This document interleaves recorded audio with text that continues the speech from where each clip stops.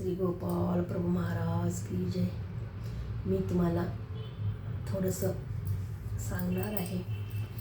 आपल्या देवाबद्दल भक्ती चॅनल आहे ना, महानुभाव पंथाचं भक्ती चॅनल आहे. आपणास कोणतीही जरी गोष्ट करायची असलं तर आपल्याला त्याचं अगोदर नियोजन वगैरे करावं लागत असतं.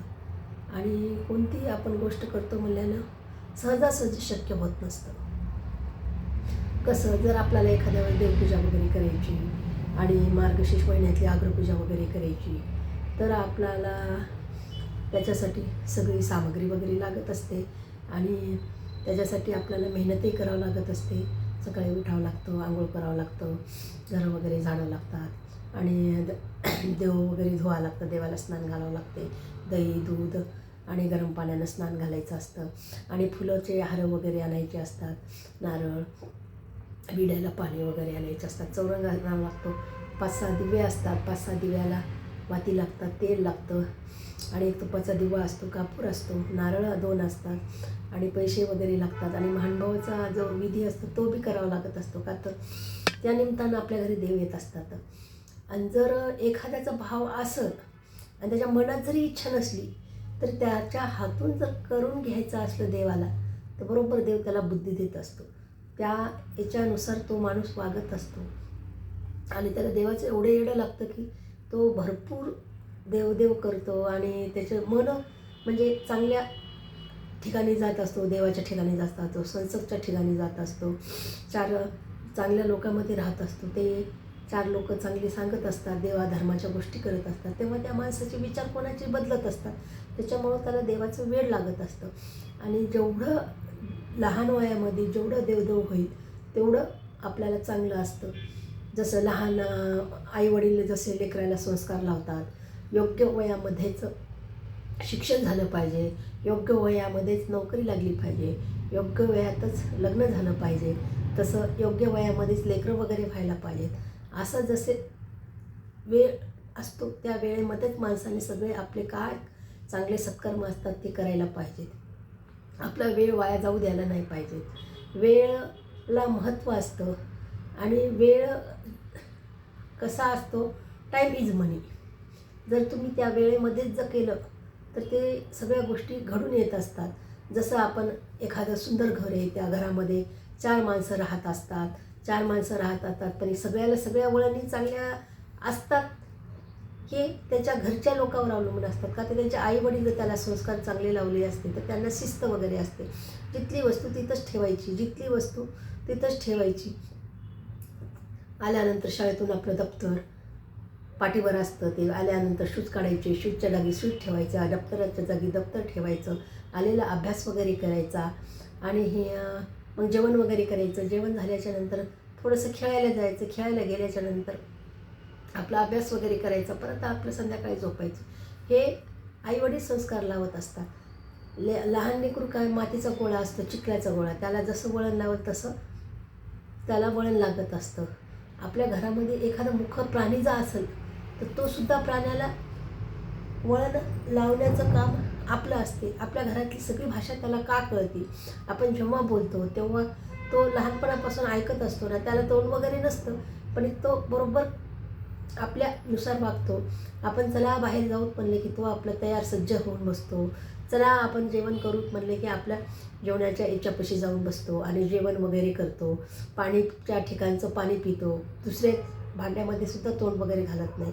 ते तर मुख्य जनावर असतात. मग आपण माणूस असून आपल्याला चांगले संस्कार घ्यायला आपल्याला देवाने एवढी मोठी बुद्धी दिलेली आहे. बुद्धीचा आपण वापर केला पाहिजे. जर आपण त्या बुद्धीचा वापर केला तर आज आपल्याजवळ भरपूर पैसा राहू शकतो. आपण बुद्धीचा वापर करू शकत नाही ना. बुद्धीचा वापर करायला पाहिजे. जे बुद्धिवान लोक असतात, मोठे लोक म्हणजेच मारवाड्यापासून बिझनेस करायला शिकून घ्यायला पाहिजेत.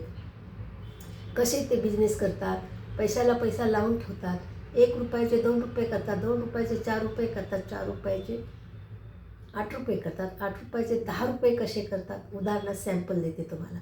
एक मारवाडी असतो आणि तो बिझनेसमॅन असतो आणि एक गरीब माणूस असतो. तो गरीब माणूस दररोज सकाळी उठतो आणि त्याच्या बिल्डिंगकडे पाहतो आणि म्हणतो, अरे देवा, हा किती श्रीमंत केलास म्हणे, याला मला का गरीब केलास म्हणे, तू का रडत असतो सारखा.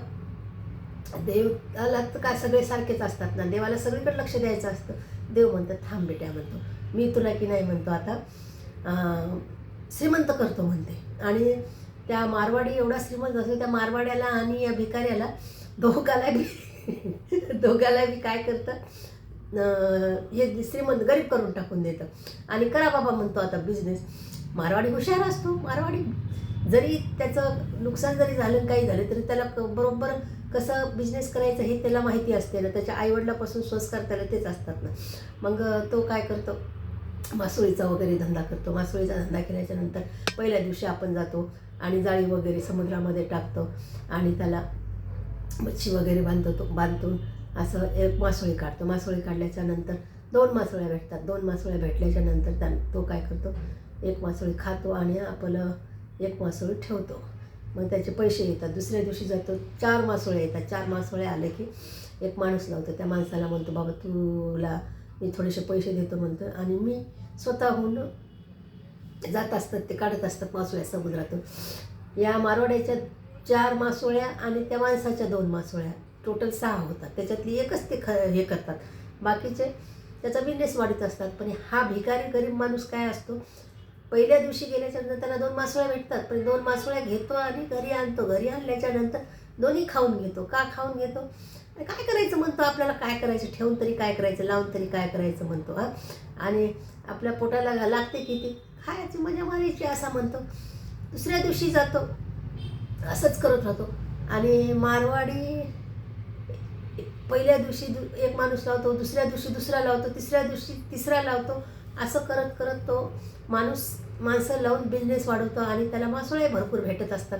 त्याच्या मासोळ्या आणि 5-6 जणांच्या 2-2 मासोळ्या म्हणलं तर त्याचा बिझनेस मोठा होतो. हा मारवाडी जशाला तसा श्रीमंत होतो, हा भिकारी जशाला तसाच राहतो. का, बुद्धी नसती ना. बुद्धीचा माणूस वापर करायला पाहिजे. वापर जर केला चांगल्या ठिकाणी तर तो बिझनेसमॅन शून्यातून विश्वास जातो. त्याच्यासाठी माणसानं, देवाने एवढी बुद्धी दिलेली आहे, त्या बुद्धीचा वापर कसा करायचा, काय नाही, कोण्या ठिकाणी वापरावं, कसं करावं, हे ज्याचं त्याला कळायला पाहिजे. सांगितल्यानंतर कोणाला कळत नसतं. मनाचीच बुद्धी पाहिजे, मनाचंच सगळं पाहिजे. हुशारी, माणसाची हुशारी कुठेही कामाला येत असते. माणसानं देवधर्म वगैरे केलं, हे केलं, देवाचं देवदेव केलं तर माणसाची काय म्हणतात मॅनर्स असतात ना, बुद्धी जागच्या जागी राहते आणि त्याला चांगले विचार निर्माण होत असतात, चांगली बुद्धी देत असतो आणि देव त्याच्या पाठीशी राहत असतो ना. आपण म्हणतो देव कुठे आहे बाबा, म्हणतो देव अरे तुमच्यात आहे, माझ्यात आहे, प्राण्यात आहे, त्याच्यात आहे, सगळ्यात आहे. तो आपल्याला पाहतो, आपण त्याला पाहत नाही. आपल्याला प्रत्येक वेळेस आपण काय गुन्हे करतो काय नाही हे तो डोळे उघडे ठेवून पाहत असतो.